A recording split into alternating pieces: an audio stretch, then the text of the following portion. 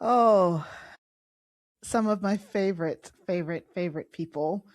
Aw. I can't think of another better way to send a Sunday. Well, there be let me rephrase that. I love spending time with y'all. Yeah. Of all the ways to spend time Same. on a Sunday, this is one of them, and it's pretty good. I'm It's here for pretty it. good. I am here It's for pretty it. good. Because Yeah. it's like I could be napping right now or making bad life choices, as I made a bad life choice earlier today. What bad life choice did you make, Tuhina? Oh my God, I was missing India, so I made a dish that is very popular in India, and instead of eating one serving, I ate two massive ones. And that what I ate is it's called Mountain Maggie, and it's nothing but like a ramen sodium bomb with Oh, buffalo butter and ultra super processed Amul cheese and frozen veggies. Sounds incredible. so all the stuff that tastes really, really good. But it's very not great for you. You know, But I I think think like right now is a time for comfort. that's what I was just about to It say. is. It is.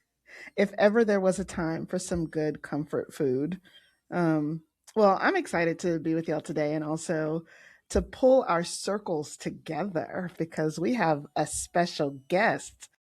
Dun, da, da, da. Hi. Hi, Jason. Hi, I'm Jason Jason. Chesnut. Hi. It's great to be here. Jason, Hi. who are you? How are Oh you in the man. world? I hope I'm a child of God. I mean, no, I don't hope that. I know that. I am a filmmaker and pastor, preacher, writer, editor. I do a lot of editing.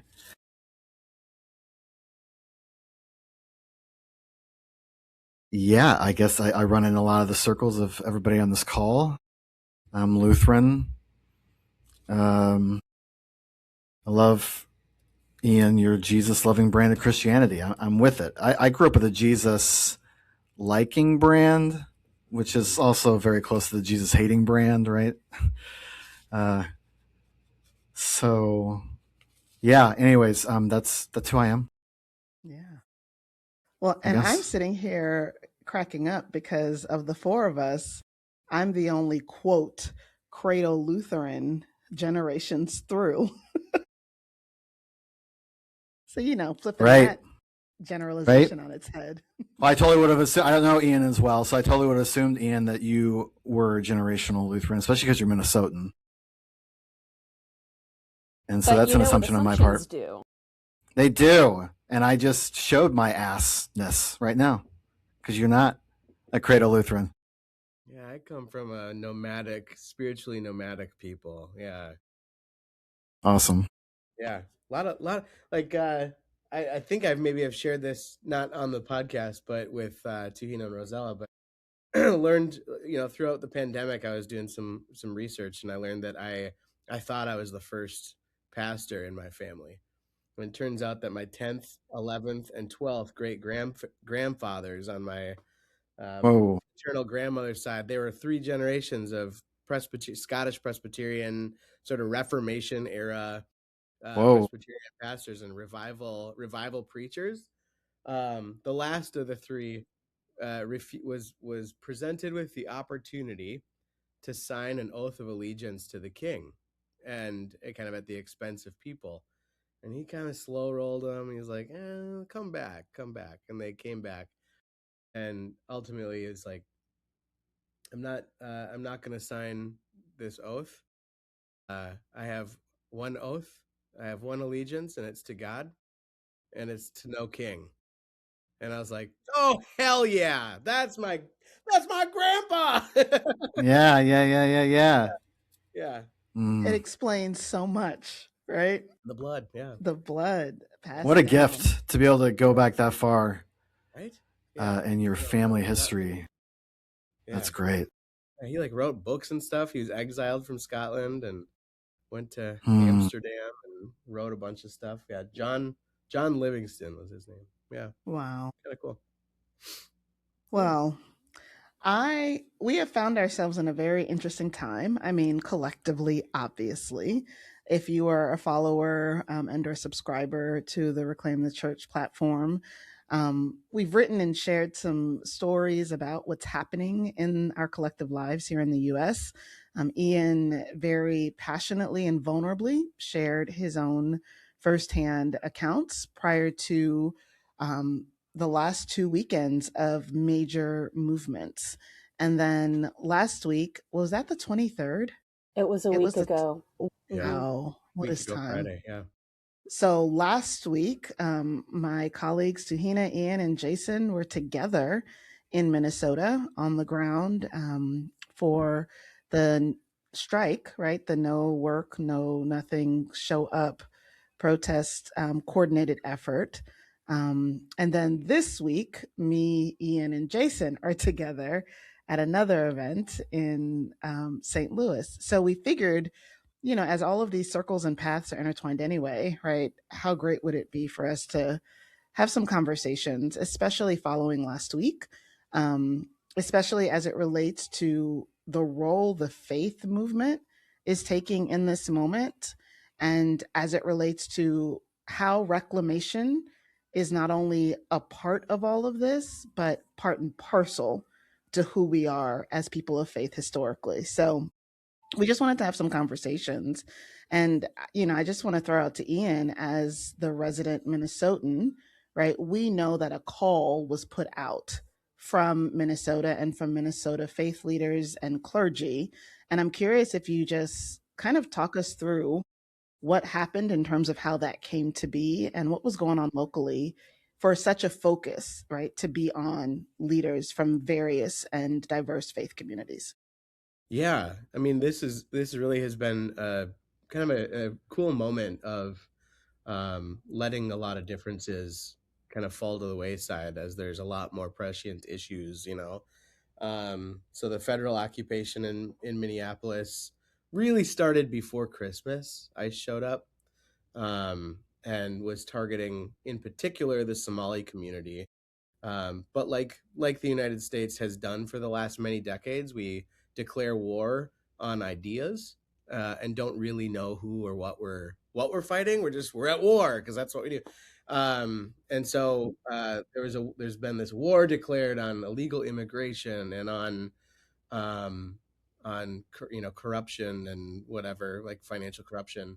So they came and realized very quickly that, like, of the thousands and thousands and thousands of Somali people in the Twin Cities, there's like four who are not who are not here legally or whatever, or whatever they're claiming. Um, and so pretty quickly the strategy changed, and it wasn't just targeting Somali people, but let's just target anybody with brown and black skin. And so this is so far beyond a political moment. I think we tend to think it's a political moment because it's uncomfortable and it has to do with politicians and decisions that are being made by elected leaders. But it's so far beyond. It's a moral moment that we're in. And so local clergy, have been organizing together for many years through a number of different organizing channels and saying, we need other clergy to also come. We need other people to also come and bear witness both to the violence that the administration is wielding, but also, come hear stories that are actual, get on the ground, see with your own eyes, hear with your own ears what's happening here. Um, so that you can help tell this story too, because this is as much an argument and a war of narrative than anything, you know. Um, and so clergy from across the country came. Tuhina and Jason were among them. There was a day-long strike that clergy participated in and helped to organize, but also, like, there was labor involved putting their necks on the line, business of small businesses that were, risking their well-being, these business owners, like hundreds of businesses closed. There was a protest at the airport that was clergy led, to kind of hit Delta and what is it, Signature Aviation, that's been doing the flights out with kidnapped people. and calling it immigration or deportation. And then later that day, there was a massive march in downtown Minneapolis where 50,000 people, I think it was. The numbers are all over the place, but tens of thousands certainly were there and marched through downtown into the Target Center where there was a rally, and that's where Tuhina and Jason and I kind of joined up. So that's kind of the context that we entered that day and went through that day with. Could you just say something about the overwhelming, because it felt like it from the outside looking in, but the overwhelming leadership of the faith communities and faith leaders in this moment? And I know that it was in partnership with organizers, right? And it was definitely not siloed. But even when I was listening to NPR and other news sources, right, they were naming faith leaders in a way that I feel like I haven't heard inside of these flash moments. Like, we obviously know of Reverend Barber and what he's been doing, coming out of North Carolina. But are y'all hearing that too? Echo. Yeah, where'd that come from? I think Jason did something. Is it gone now? Is it gone now? Yes. Okay, sorry about that. My bad. Yeah. I saw his face and I was like, he's clicking around. I was trying to make it better, made it worse. Story of my life. Keep going. I think we know that we have, faith leaders who are active 24/7, 365. People like Reverend Barber, people like Valerie Kaur, people like Simran, right? What's Simran's last name, Tina? Simranjeet Singh. Ranjit Singh, right? There is a broad coalition of faith leaders that are active in justice movements around the country regularly that many people don't know is happening. But this felt like a very public, front-facing view and or voice of faith leaders. So I'm just curious if you could just share something about that in terms of what that looks like on the ground in terms of interfaith organizing. Because you said something about, you said this was a moment to push aside prescient issues to focus on the moment. Mm-hmm. So I'm just curious how all of that comes together. Yeah, I mean, I think that, in a lot of ways, oh gosh, we are well beyond the golden years.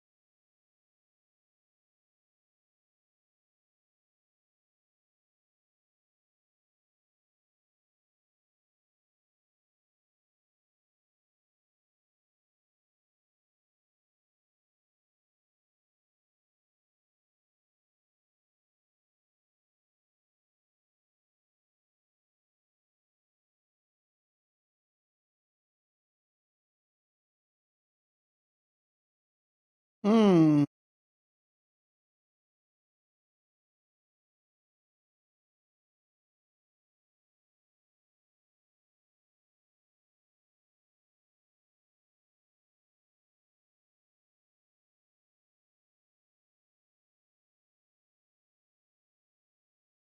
Hmm.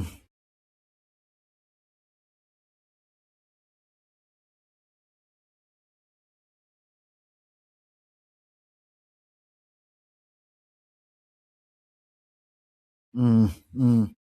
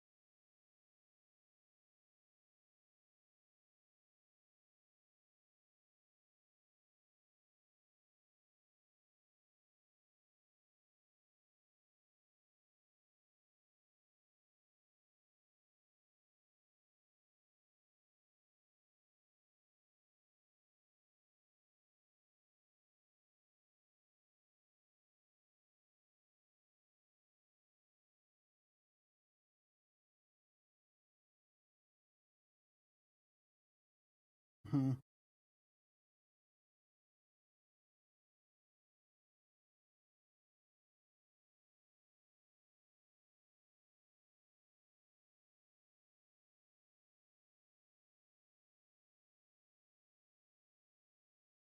Yeah. Yeah. Well, thank you for that background and that like in the moment on the ground what's happening there. As Minnesota goes, so does the rest, right? And so I'm curious for you, Tahina, and I really want to hear from Tahina and Jason because you all are not from Minnesota.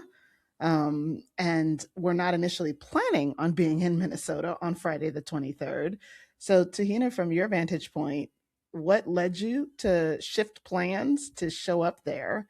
And what was some of the stuff that was happening in terms of preparation for leaders and all of that? Because I know you were involved in some of that as well. The first thing that I did, so I was tagged on a post from March, the organization that was inviting faith leaders from around the country to come in. And the first thing I did was call Ian. And I asked Ian, will this help or will it be a hindrance? Is this just going to be catastrophe tourism? Because if it's catastrophe tourism and if I'm taking away resources from a place that really needs resources, because, I have a background in economics, resources really matter, like physical, spiritual, emotional, psychological, like all of these resources are needed. So the first thing I did was call Ian and I asked Ian, will this help or will this just make things worse? And Ian, and I also asked Ian, is this legit? Mm-hmm. Because Mm-hmm. the other thing about social media is like somebody had tagged me that I trust, but I also just wanted to ensure that this was not going to overcomplicate an already just beyond complicated situation. So I called Ian and Ian said, we need people to bear witness. And so we had to be individually vetted as well. So it wasn't just like a free for all. It was really faithful, disciplined organizing that we had to essentially credential ourselves, which you do as an organizer, because if you're like organizing without credentialing, what authority do you have to be organizing in a place, in a space? So I essentially had to credential myself. And I heard back in a couple of days that, yeah, you're in. And what I understand is that the clergy response from outside Minneapolis was overwhelming. My understanding is they thought like, if we get a couple hundred faith leaders, awesome. They got to the point where in order to safely have us learn about what is going on in Minneapolis, they actually ended up having to turn people away because the response was just so overwhelming. So yeah, I was originally in Chicago, and I was supposed to fly home from Chicago to North Carolina, but decided to change my airline ticket and fly from Chicago to Minneapolis. I also realized that I was not ready for the weather in Minneapolis. I was ready for the weather in Chicago. I was ready for 7 degrees above zero, but I was not ready for 20 below zero. And folks, there is a difference. There is a difference. Well, and that's Oh not my including God. the wind chill of the 20 below, because it ended up being what, like 40 below on Friday, the day of the march. Y'all have a messed up sense of chili. I'll just say that right now. Anywho, so I ended up going on a little excursion to get myself some base layers and to get myself some more base layers and to get myself a balaclava and to get myself some eye protection, and just because I was like, I don't know if I've ever been in temperature that's this cold. But what ended up happening was that there was a call in Minneapolis from the organizers to their communities in Minneapolis, like, hey, we have a bunch of outer towners that do not understand the slight chill. So what ended up happening was a moment of abundance. And I think like the experience for me in Minneapolis was like moments of abundance in the midst of trying to force scarcity. And so when we got to the first day of like orientation, there were just like piles of wool socks, of gloves, of mittens, of jackets, according to size. So small, medium, large, extra large, 2XL. There were base layers.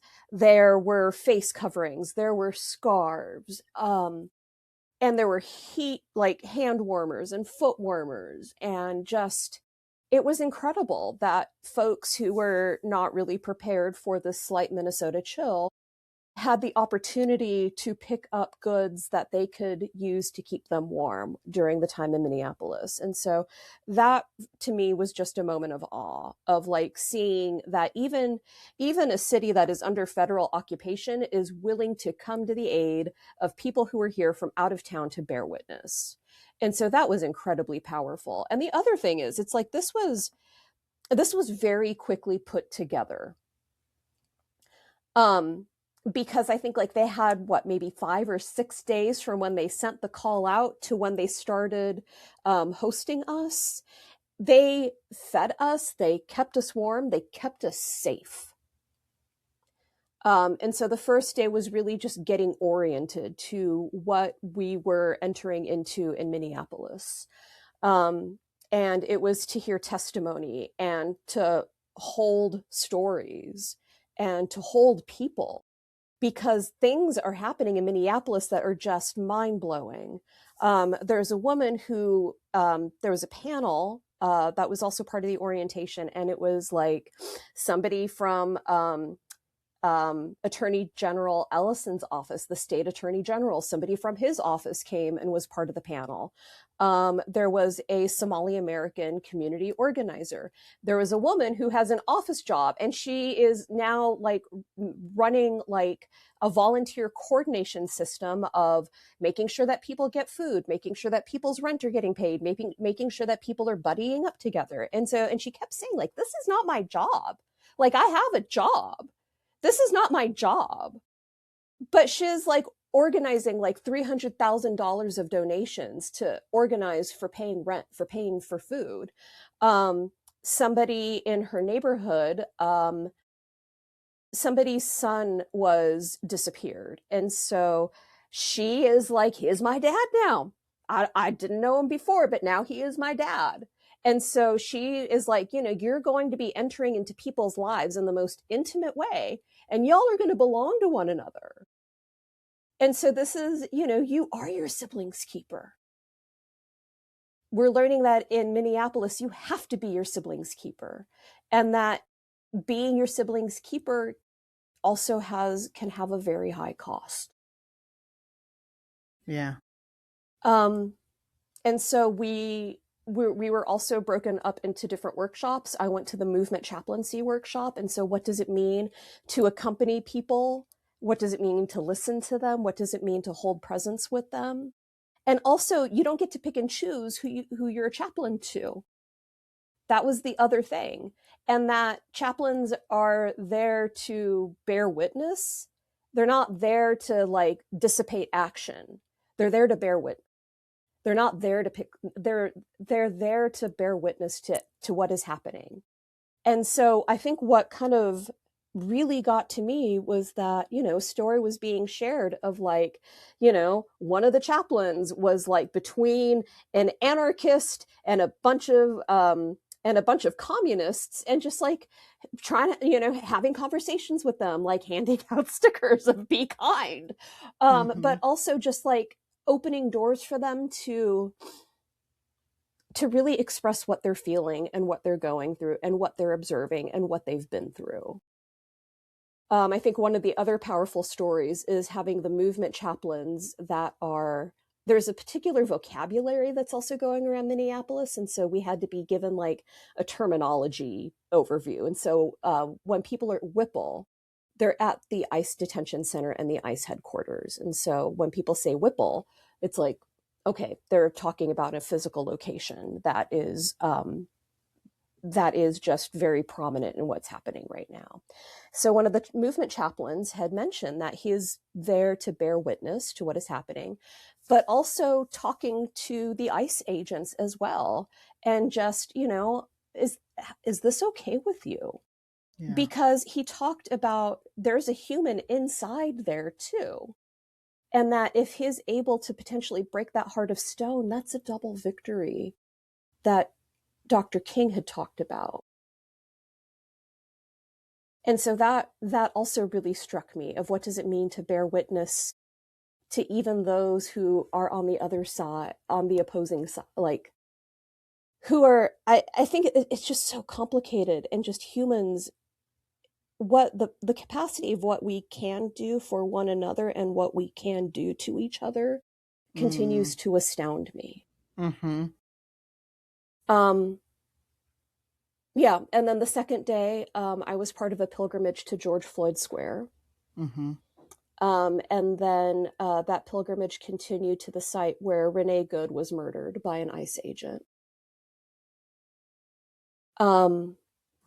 And then we were taken, after that, we were taken to a meeting place, but then we were under lockdown at the meeting place because ICE agents were in the premises. So we learned a lot about the buddy system, and that, things happen at a slower speed when you're trying to keep people safe, because when you rush, there's the potential for, it's not even just people getting hurt. At this point, it's people getting disappeared, and it's people getting, as we've seen, like it's people who have been murdered by ICE agents. And and that's happened in Los Angeles. It's happened in Minneapolis. And so like one of the things was like, I just need somebody in the outside to know where I am. So Rosella, like, remember I had messaged you, and I'm just kind of like, hey, I am here right now and I am safe. Mm-hmm. And I had also messaged Ian like, hey, I am here right now and I am safe. And then Ian's like, okay, find somebody on the ground so I can talk to them, and somebody who's local. So I was able to do that. But I also think that one of the things that I would really need to communicate to the out-of-town clergy who were coming in, we were guests. We're not saviors. And I think there was some saviorism that was taking place amongst particular white clergy that I witnessed. And it was just kind of like, you know what? Information is given on a need-to-know basis. You're given the information you need to keep you safe and to keep us safe and to keep the community safe. And like, well, we could go out and do, I'm like, you can't go out and do shit. Do you have relationships with the community? Do you have relationships with the organizers? Would you know what to do if somebody rolls up on you? You are a guest. Do not insert yourself into a situation to which you do not have comprehension.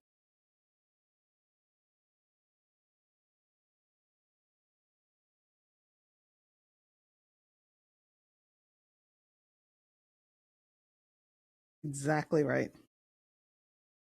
Right. And they're like, Right. well, what can we do? And I'm like, I'm from out of town. You can do what I'm going to do and sit your ass down. Mm-hmm. Mm-hmm.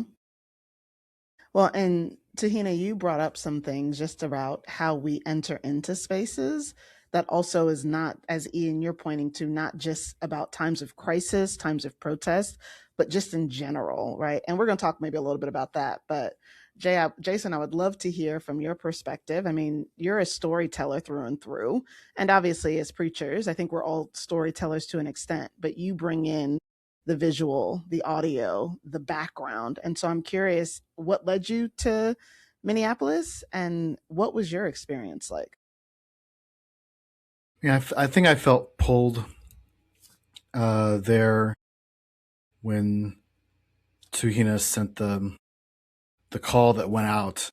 I'm not from Minnesota, but I did spend some formative years in the Twin Cities in high school, and then with Lutheran Volunteer Corps. I love the place, that metropolitan area. And so I think that pulled me as well. I mean, there was a whole lot of things that pulled me, and yet I still wasn't able to get there until right before the march. I didn't really bring anything to the march besides my battered, heart for the people of Minneapolis and St. Paul and Minnesota in general. And as you said, Ian, by extension, then just the people of the United States who are trying to live through this this current national nightmare. So I think there were different layers to it that kind of drew me there, but I didn't go in any sort of professional capacity. I was bearing witness, as Tahina, as you've been saying. But I felt it felt like the way I feel when I consider my place in the universe is that it's simultaneously overwhelming how little I mattered. I was one drop. I didn't do shit. I was just there. Right. But on another level, I was part of something bigger than myself. And I could feel that it was visceral, right? The pain, the lament, the defiance, the hope, the Minnesota nice fuck ice dichotomy, all flowing together. It was a privilege to be a part of it. And as Ian told me once we got to the Target Center, right, there's actual work happening. This march is one window pane into the sanctuary of resistance that's going on, right? That's just one. That's one. It's a stained glass window. It's nice. It's pretty to look at, but it's not the only one thing that's happening. There's lots of entry points and ways into being organized in the Twin Cities against this occupation. I mean, y'all really are saying it a lot. I'm saying it a lot, so I'm naming it myself, but y'all really are showing us what it means to be the land of the free and the home of the brave. You're the ones. You're the front line right now. Yeah.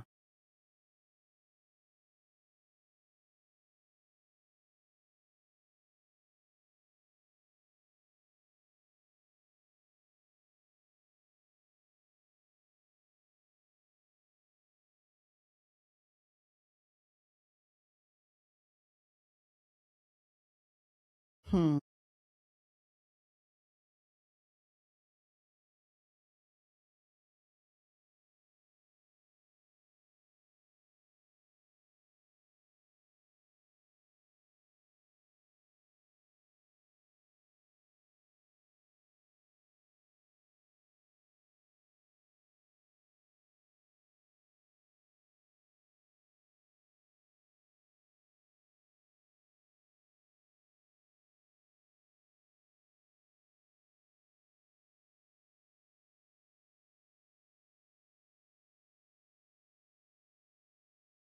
Yeah. I know that, me, Jason, and Ian were. Tahina, are you active on Threads? I know that me and Jason and Ian tend to show up there, but yeah, I feel like I've been whittling down my social media. Yep. And I mean, it makes sense. It's about time. It's past time probably for us to do that. And there was a thread going around. Someone had asked a question, and it was basically like, for those of us who describe ourselves as Christian and are liberal, right? Basically, like, how do we, like, why is that? What a part of our Christian faith or identity like leans us liberal? And it's funny because I think me, Ian, and Jason responded to it at some point in the thread, and mine was simply Jesus, right? Like, you know, and there is this thinking, this is coming up for me now because I'm in a new space. And one of the people in that space, and it was not a negative way at all, because we're having like really good conversations one on one. They were like, "Oh, when we met you, we were like, oh, she's really religious," which which cracked me up because I hate being grouped in that space, but I think we all kind of fit the mold of traditionally defined religious people. And the Pew Research report, I think, made us also realize that as well. And, right? The way of how we understand our religion, the how we embody that faith, the invitation that we believe our belief not only issues but demands of us. But what does the Lord our God require of us but to do justice and love mercy and to walk humbly with our God? I wasn't in church today, even as I'm at a church event, but I think the Beatitudes were a part of the lesson or the reading, right? And Jason and I did an incredible project years ago around how the Beatitudes, right, also known as a part of Jesus' Sermon on the Mount, are really core to the practice of Christianity outside of how we gather and outside of how we feed and bathe. Like, the Beatitudes give us an image of what does it mean to be a person of faith who is for the whole, who is for liberation, who wants to live free, not just for self, but for everyone, because that's something that's been promised to us. So I'm curious about, I mean, I personally, I think, know your thoughts, but I know that you all have brilliant things to say about our faith and how this moment demands, right, the witness that is being born, right? And I think about the witness we bear in two ways. As a former chaplain and a movement chaplain myself, that witness is to like bear witness, to actually see, to experience, to smell, to feel what's happening, right? That we're validating the stories, that we're validating the experience. But then there's the other side of it, is that we're bearing witness to this divine entity that we have chosen to follow, right? That we believe is more than what the people with the loudest microphone, the people that talk about this God from a scarcity and fear based mindset, like, we believe we're bearing witness to something other. So, like, in both times, that's our posture. So, I'm just curious with y'all, like, I know it's Jesus, but I'm curious how you think about that as it relates to faith and action. The answer is Jesus. Yeah. So I think like one of the, I mean, I've always wanted to be a systematician. And what is that for people who might not know what that is? I always wanted to study how people talk about theology. And I think there's one question that just really continues to strike me to this day. And I think like it's the book I've always wanted to write, is who do you say that I am? Not just like, Jesus asks that question of the people around him and of the disciples, and who do you say that I am? But as followers of Jesus, what does that question look like reflected back upon us? Who do you say that I am as a follower of Jesus? And how is that reflected in how I live my life? And so it's that question, who do you say that I am? And then the second question for me is, and who is my neighbor? So for me, it's rooted in questions. It's not, I think it's rooted in questions, and my life and my faith is the exploration of what does it mean to find the answers to those questions.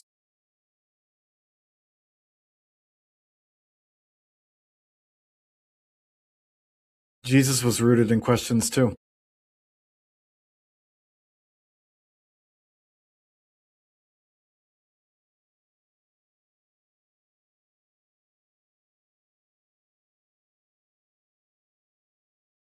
Mm-hmm.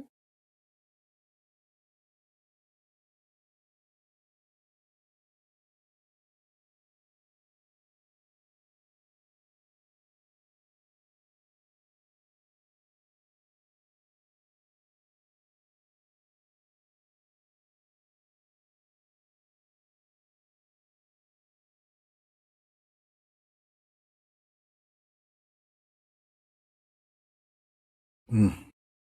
Mm.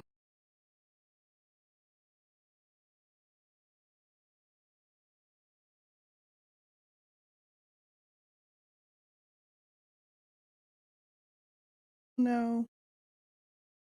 It's the hotel Wi-Fi.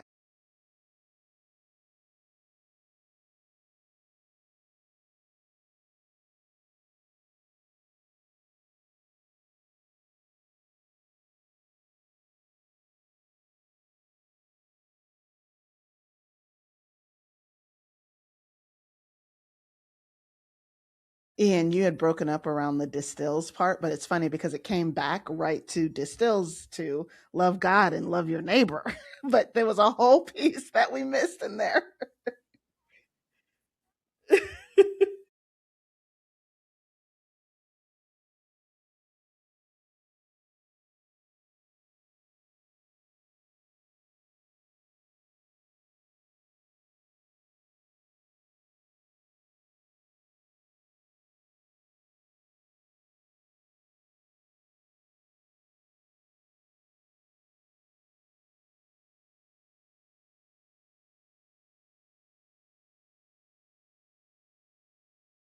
Hmm.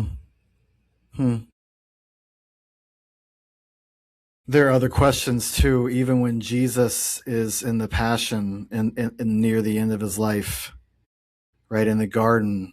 Couldn't you have stayed awake a little longer on the cross?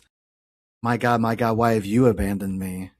Like and there's so many times that he was asked a question, he answered with a question.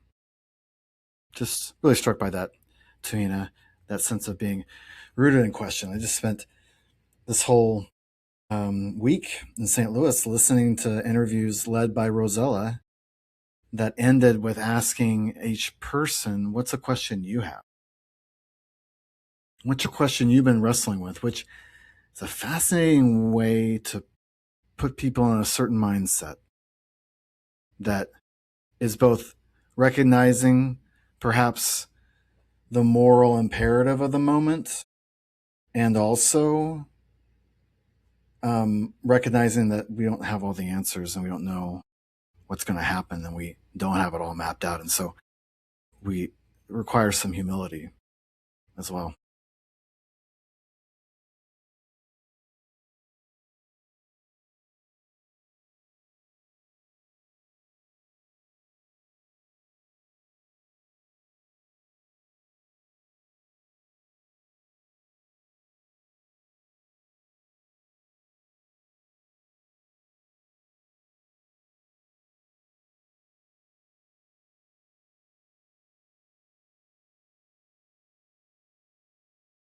Curiosity, and I used to say this when I was a youth and family minister, like curiosity is such a gift.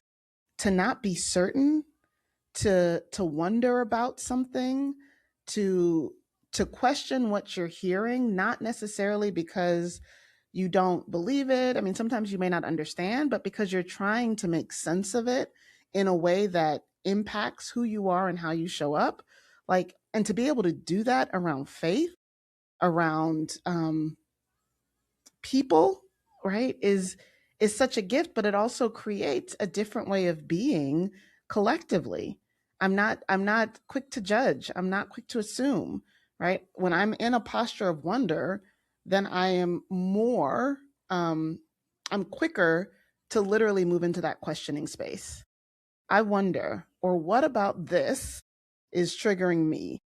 Or I wonder what happened in that person's life for them to make this decision or to say that thing.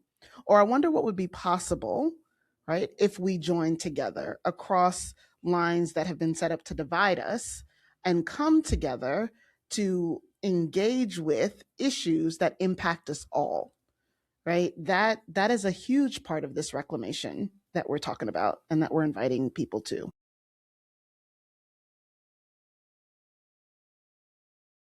So, I do have a question, but is there anything else that we want to say before we wrap it up?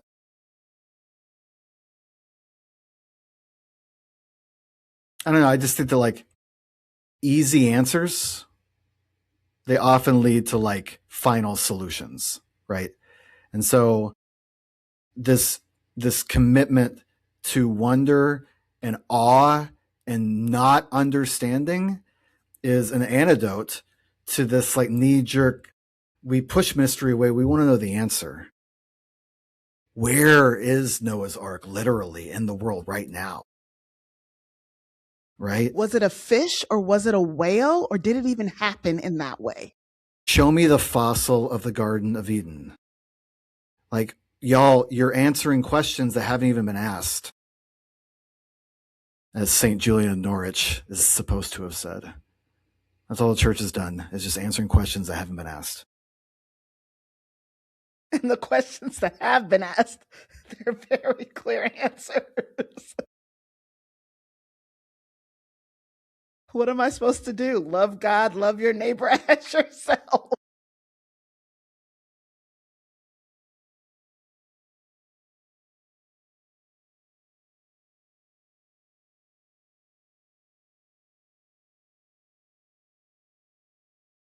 As Christians, we even believe it was foretold in the Hebrew scripture. Look, I still what would you do? I still love my coffee mug that says WTF. WJT.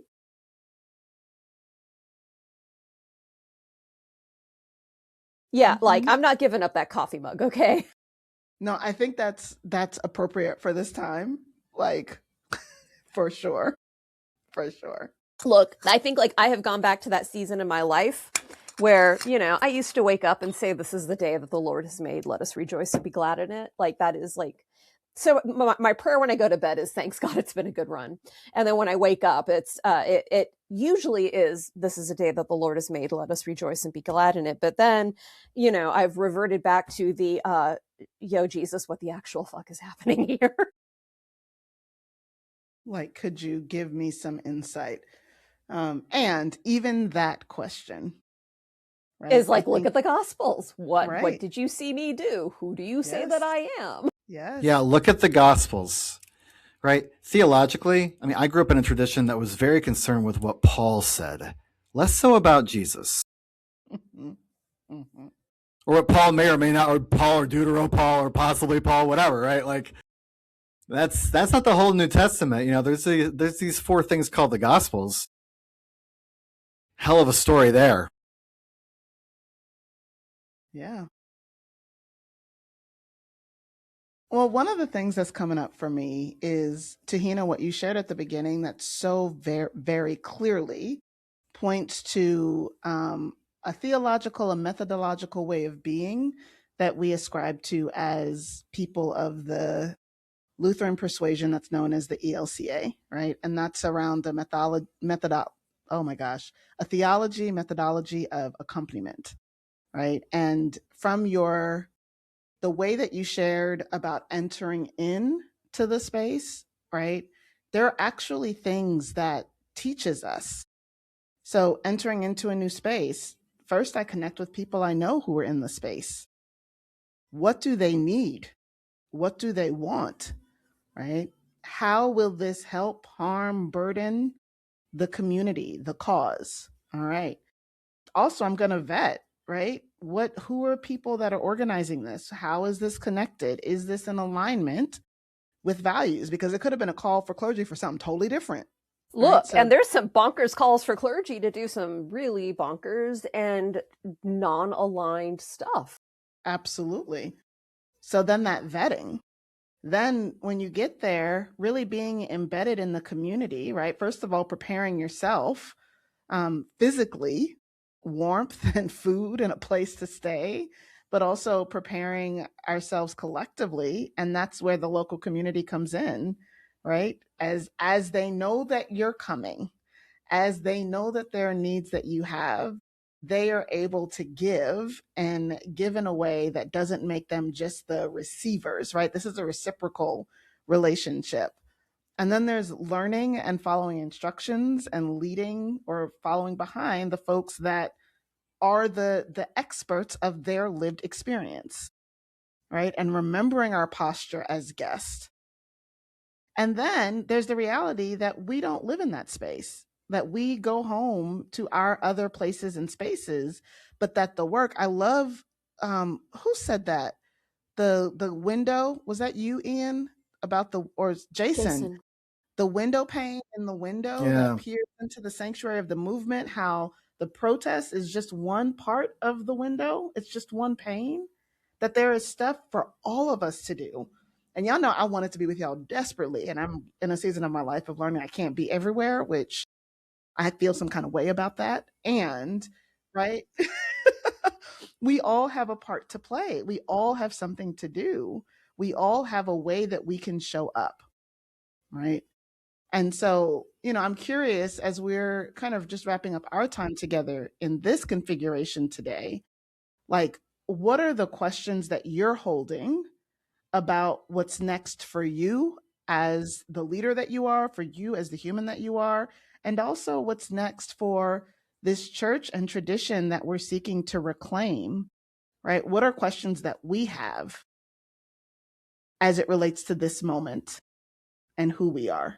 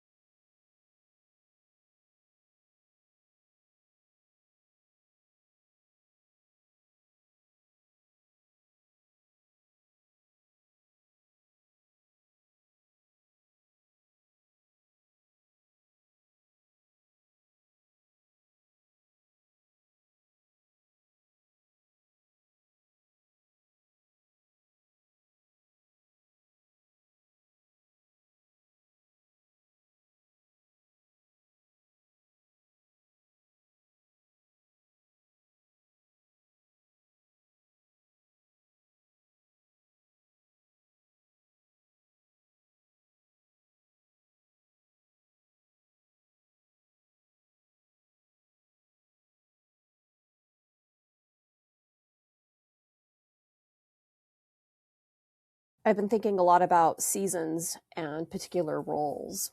And what is my role in this place, in this season, at this time? Because I've had a really horrible history of burnout to the place where it ended up leading to a hospitalization. And that's not going to help the collective movement. And so the role of, and it's not just like one role, and learning how to, I think like, because I've been in a fallow season, what does it mean to come out of a fallow season in this time? And what does it mean to enter into particular spaces? And what does it mean to sit at the feet of elders and continue to learn in order to strengthen communal bonds? And I think, what does that mean? And for me, it's always going to be sacraments. And how will that help bathe and feed people? Mm-hmm. Mm-hmm.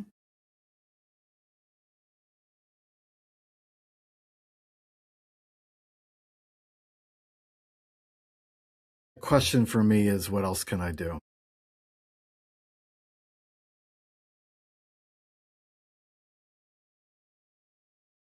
How can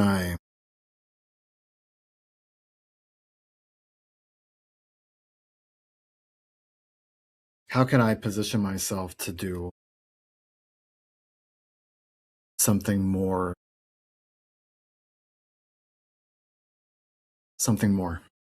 How can I position myself to do something more?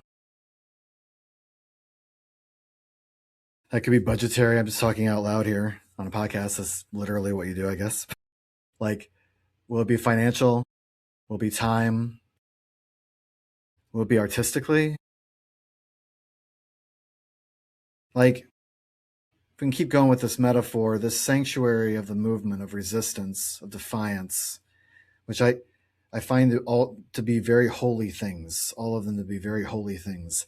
There's this movie called Defiance with Daniel Craig and Liev Schreiber about a real life Jewish resistance community in the woods in Eastern Europe during the Second World War, and how they understood their defiance to be holy, to be of God, to be sacramental, to be sacred. And so I know that sanctuary is there, and I know there are times that I can contribute to the stained glass window that looks in. But right now it's been very small things. That one pinprick that when you zoom out, you see a watercolor of something, some kind of image. But I'm that super severe zoom in from Ferris Bueller's Day Off at the museum where you can't even see anything anymore. It blurs together. I'm one of those pinpricks, which is why I feel both insubstantial and also grateful to be a part of something so beautiful Mm-hmm. and necessary. Yeah. It's interesting because my question connects to, kind of jumps off from something you said, Jason, in terms of who are the people historically, the artists, the leaders, the pastors, the organizers, um, who were the people that lived and resisted in times previously? And how did they do it? Because we have the benefit of hindsight, we have the benefit of history. Um, and then how does what they did and how they showed up um, encourage, inform, activate me in this moment? I love Because that I can, question, Rose. right? Like that's something I've been sharing and even giving to some of my clients recently because I mean, I don't know what else to do. So when I don't know what to do, I'm going back. I'm either going to pop culture, I'm going back to a movie, a book, or I'm going back to people that have been here because I do believe there's nothing new under the sun. I do believe that we are living in a moment, but this is not the only moment. I do believe that things that have happened before and history repeats itself, there are patterns, that there are signs, that there are ways of being that we now get to build on through our witness in this moment. Right. So y'all know I love me some Frida Kahlo. And one of the reasons I love Frida is because of who she was and how she showed up in the time that she lived in all of her brokenness. Right. Amen. So who are those people? What do they have to teach us? How can I learn from that? And then what am I going to do with it? Those are my questions. Yeah. Thank you. I'm grateful. I'm grateful for us all because I also know that community saves, and not just in those movements in the street, but even our being together in the brief spaces and places that we're able to gather to be reminded, um, not only of why we're doing this, of what we're doing, but also that there has to be joy in the living too. So I love There y'all has to be. big. Love you, Can big. I close with something? I was thinking Absolutely. about the stained glass window Did you metaphor. draw something? No, I I'm like, didn't. I was, No, I didn't. I didn't. It got me thinking about the cathedral in Coventry in England. mm, When so during the Battle of Britain, the pieces of the stained glass windows in the Coventry Cathedral were all taken apart and how and stored in boxes and kept with families. until the end of the war. And then when the cathedral is being rebuilt, they were able to use the original pieces of the stained glass window that had been dismantled to show that they had not been broken.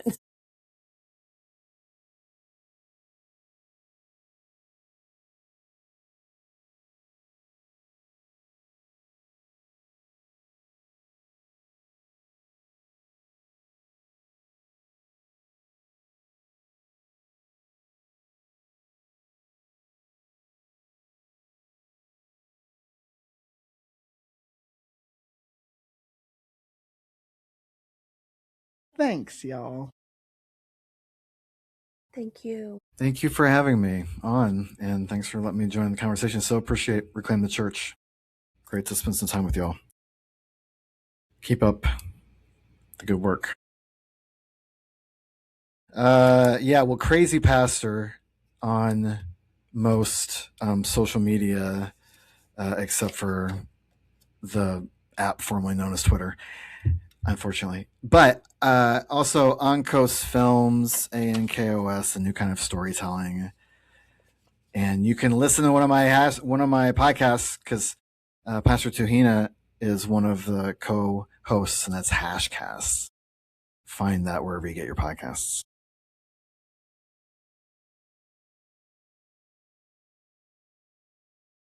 Thank you all. God bless you.